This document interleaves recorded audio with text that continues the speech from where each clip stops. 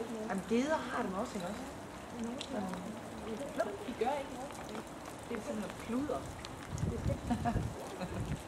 Det vi befinder os i nu, det er Fjeldstadgården, som er en stor firelænget gård, som vi kan betragte som den typiske slags bondegård i Danmark.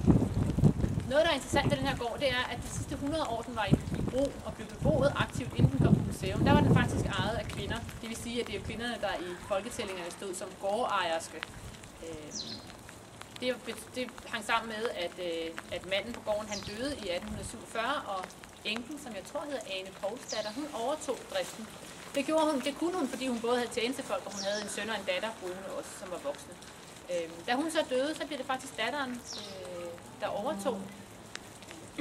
Selvom det helt typisk ville have været sønnen, der fik lov at overtage, så blev det altså Maren Hansdatter i stedet for. Og da hun så døde, hun efterlod sig ingen børn, men hun lod så faktisk gården gå videre til en slægtning, en anden kvindelig slægtning, så den var i kvinders eje helt frem til midten af 1900-tallet, hvor den kom på museum. Men man kan jo ikke drive sådan en gård her alene kvinde. Det er nødvendigt, at man har både mænd og kvinder. Alene af den grund, at arbejdsopgaverne var simpelthen fordelt helt sådan typisk, at alt det, der havde med de store dyr og med markerne og udendørstingene at gøre, det var mændenes domæne, og alt det, der havde med stuehus og have og fjerkræ og mindre dyr, det var kvindernes domæne. Og desuden så var malkning af køerne, det hang så også sammen med kvinderne, selvom at driften ellers af dyr var mændene, der tog sig af det. Så det var fordelt sådan, og det betød, at man havde brug for både den ene og den anden slags. Og det kan direkte aflæses i kirkebøgerne, altså når den ene part af et ægteskab dør, så går der ikke ret lang tid, før den tilbageblivende gifter sig igen. Og det kan så nogle gange være, at de er kommet op i årene, men gifter sig med en ung mand eller en ung kvinde, som så lever sammen indtil den gamle, typisk kreperer, og så får man så en ny ægtefælle. Det er altså, man ser meget jævnligt de der meget ulige ægteskaber i alder. Fordi at muligheden for at gifte sig med en aldrende enke, det var måske også muligheden for at få foden under eget bord og komme til at have en gård. Så derfor er ægteskabet ikke bare en romantisk foreteelse, men altså også en arbejdsforpligtelse. Et arbejdsfællesskab og en forpligtelse, man har sammen.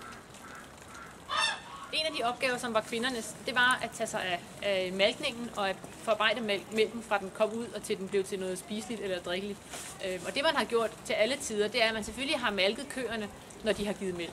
Men altså det der med at have meget stort ydende køer, det er altså en ret sen foreteelse. Det er først sådan i slutningen af 1700-tallet op i 1800-tallet, at man for alvor får det. Og man har heller ikke så meget fokus på det. Køerne har man som trækdyr til at starte med, det er derfor man har dem. Og det der med at have dem som mælkekøer, det er så først i 1800-tallet, det begynder at batte. Og det man gør, det er, at man malker selvfølgelig sine køer dagligt, og så skummer man fløden af, sådan så man kan bruge det til at lave smør.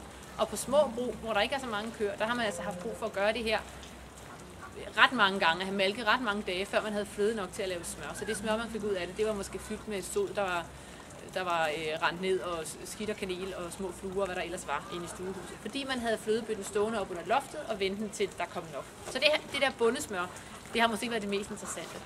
Efterhånden, som man bliver tvunget til at gå fra det vegetabilske landbrug og mere over i det animalske og få fokus på bacon og smør, så får man også større kvægbedrifter. Man får flere køer, og man får mere arbejde at gøre med mælken. Man bliver også bedre til at forfine det og lære, hvad man skal gøre ved det. Man skal holde tingene køligt, og man kan forarbejde det bedre.